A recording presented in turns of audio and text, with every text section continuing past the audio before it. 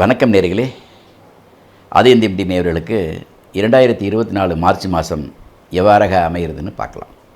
இந்த மார்ச் மாதத்தில் என்னென்ன விசேஷங்கள் வருது அப்படிங்கிறத முதல்ல பார்க்கலாம்.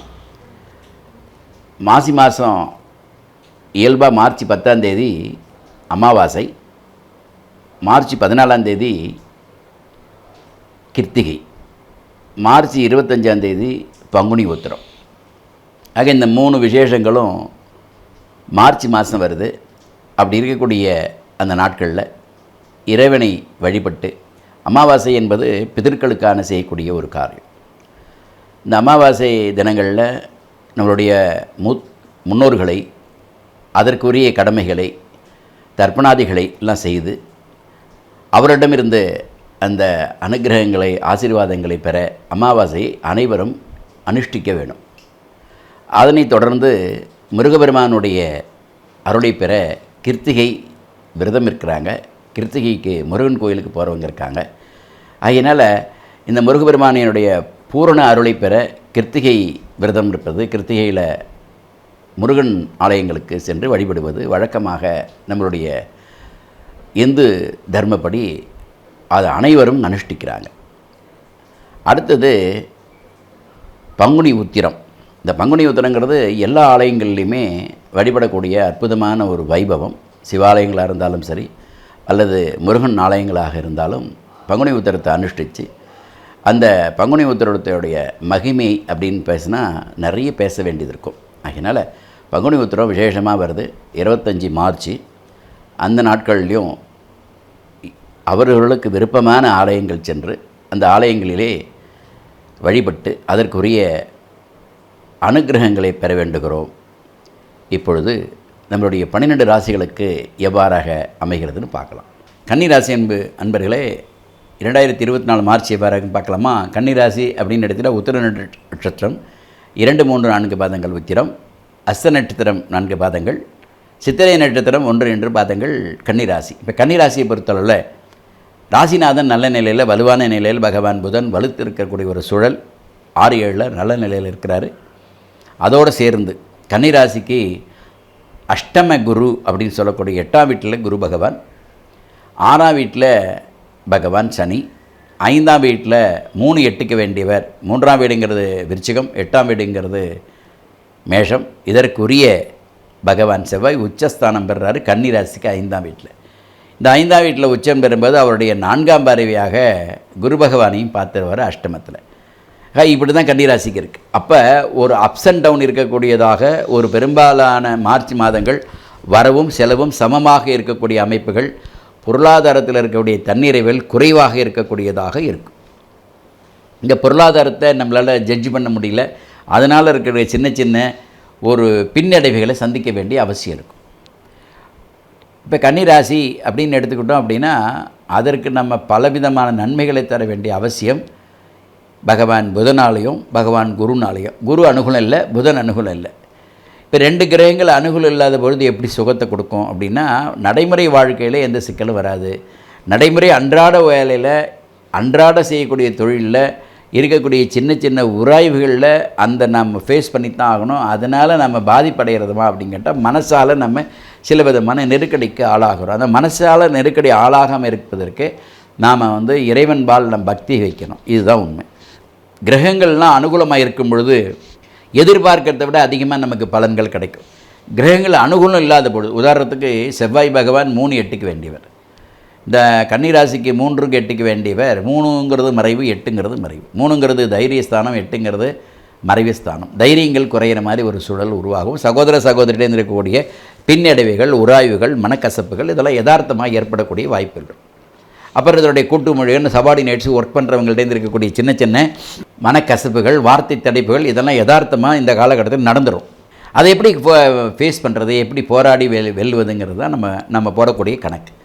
ஆகவே இப்போ நம்ம என்ன எதிர்பார்க்குறோம், கன்னிராசி என்பவர்களுக்கு இந்த மாதத்தில் நிறைவான ஒரு பொருளாதாரம் இருக்குமா? நிறைவான பொருளாதாரம், தடையில்லா பொருளாதாரம், தடையில்லா வருமானம் இதில் இருக்கும். இதில் கொஞ்சம் சிக்கல் அனுபவிச்சு தான் ஆகணும். இதை மாற்ற முடியாது. அஷ்டமகுருன்னா எப்படி சார்? என்ன பொருளாதார அதிபதி அவர் தான். அவர் அஷ்டமத்தில் போகிறார். ஆனால் சுக்கிர பகவான் உச்சன் பெறார். ஆனால் சுக்கிர பகவான் 2, 9க்கு வேண்டியவர். உச்சன் பெறலாமா உச்சன் பெறலாம். ஆக இந்த மாதிரி இருக்கும்போது உடலால் நம்ம வந்து மனசால் பாதிக்க வேண்டிய அவசியம் இருக்கும். உடலில் கவனம் எடுத்துக்கணும், மனசில் கவனம் எடுத்துக்கணும், வார்த்தையில் ரொம்ப ரொம்ப கவனம் எடுத்துக்கணும். அடுத்தவங்கள்ட்ட பேசும்போது கவனமாக பேசணும். பேசுறதுனால வாக்குறுதிகளை நம்ம வந்து கவனமாக கொடுக்கணும். அடுத்தவங்களுக்கு ஜாமீன் கையெழுத்து போடக்கூடாது, வக்காலத்து வாங்கக்கூடாது. இதெல்லாம் அவங்களுக்கு வந்து சின்ன சின்ன இடையூறுகள் தரும், ஆரோக்கிய குறைபாடு தரும். அப்போ உத்தியோகத்தில் இருக்கிறவங்க அவங்களுடைய மேல் ஆஃபீஸர்கிட்ட, மேலதிகாரிகள்கிட்ட வார்த்தை தடைப்புகளை குறைச்சிக்கணும். பொருளாதாரத்துக்கு தண்ணீர் அடையலை அப்படின்னா அதற்கு தகுந்த மாதிரி திட்டமிடல் அவசியம் இருக்கும். பொருளாதாரம் எப்போதுமே ஒரே மாதிரி இருக்கிறதுக்கு வாய்ப்பில்லை. அந்த பொருளாதாரத்துக்கு எதிர்பார்க்கக்கூடிய சின்ன சிக்கல்கள் ஏற்படும். மாற்றம் வருமா முன்னேற்றம் வருமா அப்படின்னா இந்த காலகட்டத்தில் மாற்றம் வந்தாலும் அந்த மாற்றம் முன்னேற்றமாக இருக்காது. அதில் மாற்றத்தை தேடி நம்ம அலைய வேண்டிய அவசியம் இல்லை, மாற்றம் வராது.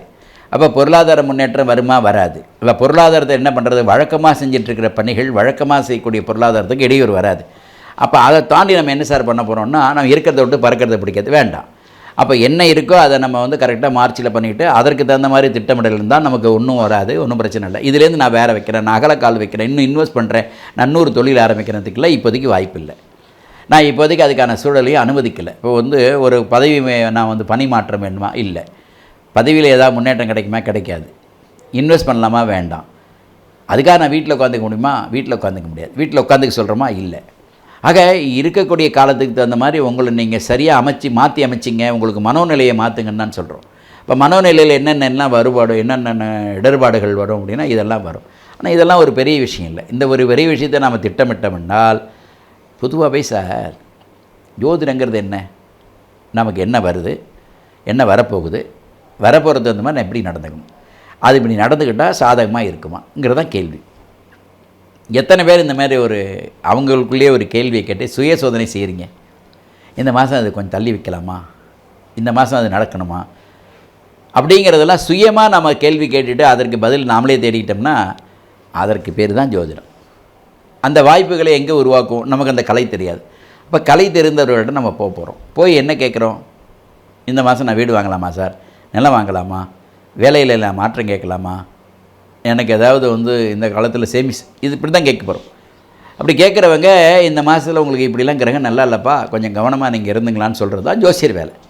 அப்போ அதன்படி நம்ம நடந்துக்கிட்டோம் அப்படின்னா நமக்கு இருக்கக்கூடிய வெற்றிகள் நமக்கு உறுதி செய்யப்படும். இல்லைன்னா வெற்றிகள் உறுதி செய்யப்படாது. நமக்கு அதில் வீழ்ச்சியை சந்தித்து கொஞ்சம் கீழே வந்து அதுக்கப்புறம் மேலே வரும். இவ்வளோ தான், ஒன்றுமே கிடையாது. அப்போ திட்டமிடலுங்கிறது அவசியம், எல்லாத்துக்குமே வழிகாட்டிங்கிறது அவசியம் இருக்கு இல்லையா. அந்த வழிகாட்டுதல் தான் இது. இந்த வழிகாட்டுதலை சரியாக பயன்படுத்திக்கிட்டிங்கன்னா நீங்கள் ஜெயிச்சிட்டீங்கன்னு அர்த்தம். அதனால் இப்போ மார்ச் மாதத்தில் இப்படி தான் கிரகம் இருக்குது. குரு மாற்ற முடியுமா, குரு மேஷத்தில் தான் இருக்கிறாரு, மீனத்தில் தான் ராகு இருக்கிறாரு, கன்னியில் தான் கேது இருக்கிறாரு, சூரிய பகவான் ஏற்கனவே வந்து கும்பத்தில் தான் இருக்கிறாரு. கும்பத்தில் இருந்தால் உங்களுக்கு 6ஆம் வீட்டில், திரும்ப 14ஆம் தேதி மேலே 7ஆம் வீட்டில் வரப்போகிறாரு. சனி பகவான் 6ஆம் வீட்டில் நிரந்தரமாக இருக்கிறாரு, செவ்வாய் நிரந்தரமாக இருக்கிறாரு மகரத்தில். இப்படி இருக்கிற கிரகங்கள்லாம் மாற்ற முடியுமா, இந்த கிரகங்களுக்கு தகுந்த மாதிரி தான் பலன்கள் அமையும். ஆகவே நாம் என்ன எதிர்பார்க்குறோம், பொருளாதாரத்தில் இருக்கக்கூடிய சின்ன சின்ன டைட் ஏற்படும். அந்த டைட் சூழ்நிலையை நம்ம எப்படி ஃபேஸ் பண்ணுறதுன்னா செலவினங்களை குறைக்கணும். வேறு எப்படி போய் ஜோசியர் சொல்லுவாங்க, வருமானத்தை போய் அதிகரிக்கிறதுக்கு வாய்ப்பு என்ன, திடீர்னு 24 மணி நேரம்னா அடுத்த நாள் வந்துடும்.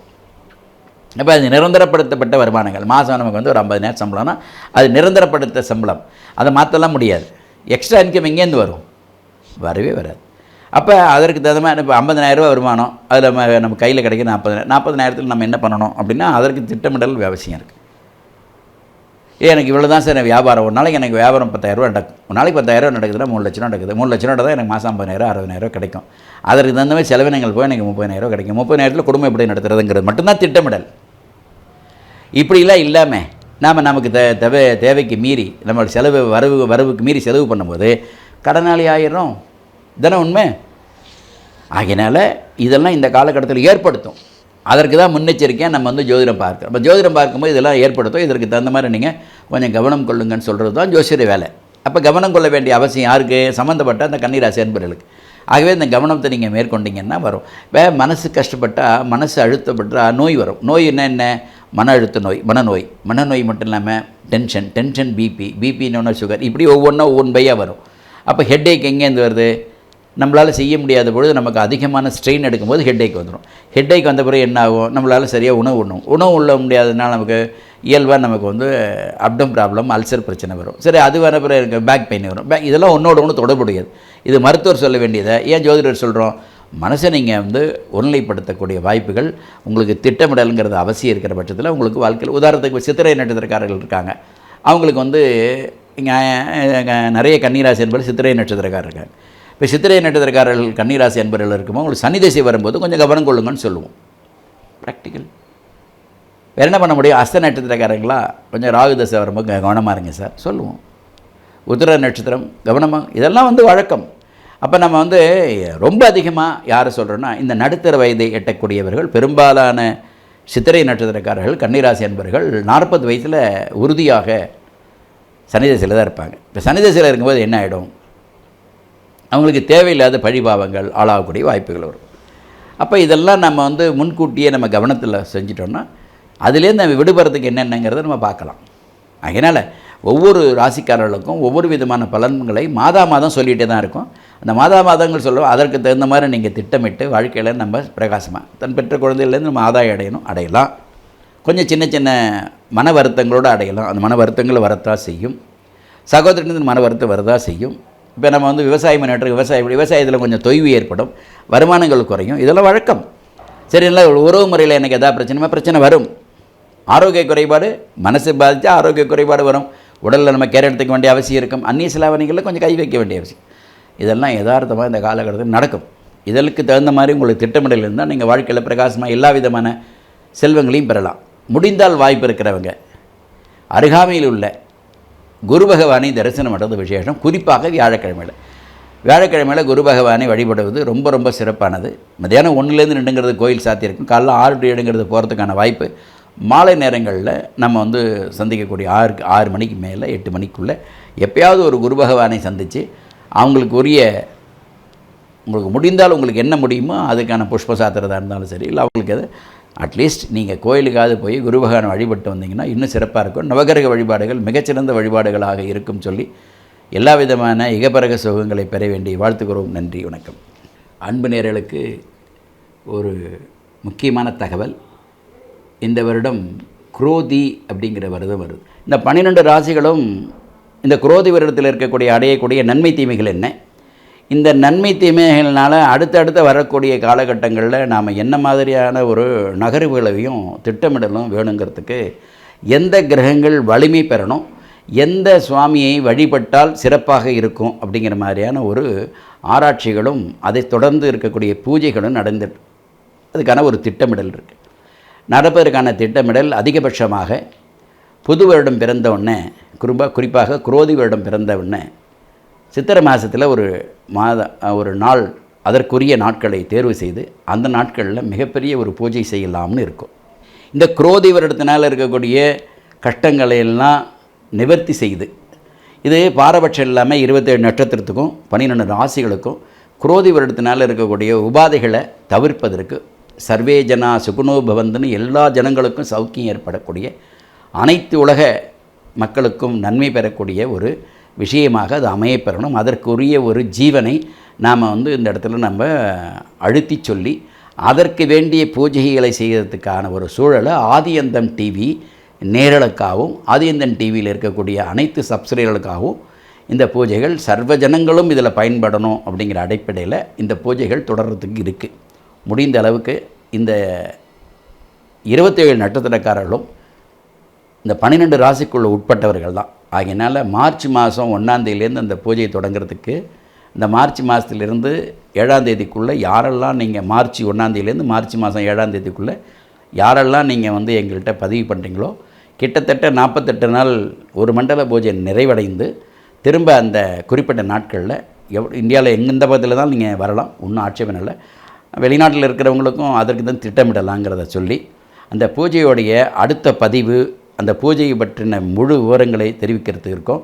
அதனால் இந்த பதிவை இந்த காணொலியை கண்ட அனைவரும் உங்களுக்கு தேவை இருக்கிற பட்சத்தில் என்னை தொலைபேசியில் தொடர்பு கொண்டு என்ன மாதிரி பூஜைகள் எப்படி செய்கிறீங்க, அது எந்த பூஜையினால் நம்ம அந்த குரோதி வருடத்தில் இருக்கக்கூடிய கஷ்டத்துலேருந்து நம்ம விடுபடுறதுக்கு என்ன செய்யணுங்கிறத என்னை தொலைபேசியில் தொடர்பு கொண்டிங்கன்னா நான் அந்த முழு விவரத்தை உங்கள்கிட்ட நாங்கள் சொல்கிறதுக்கு இருக்கோம்.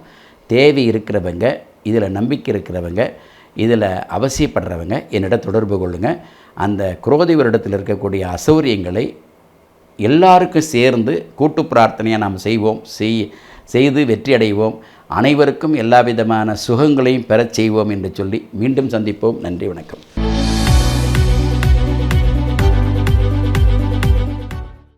நேயர்களே, இந்த ஆதியந்தம் டிவிக்கு சப்ஸ்கிரைப் பண்ணுங்கள். சப்ஸ்கிரைப் பண்ண பிறகு ஷேர் பண்ணுங்கள், லைக் பண்ணுங்கள், பெல் பட்டனை மறக்காமல் அழுத்துங்க.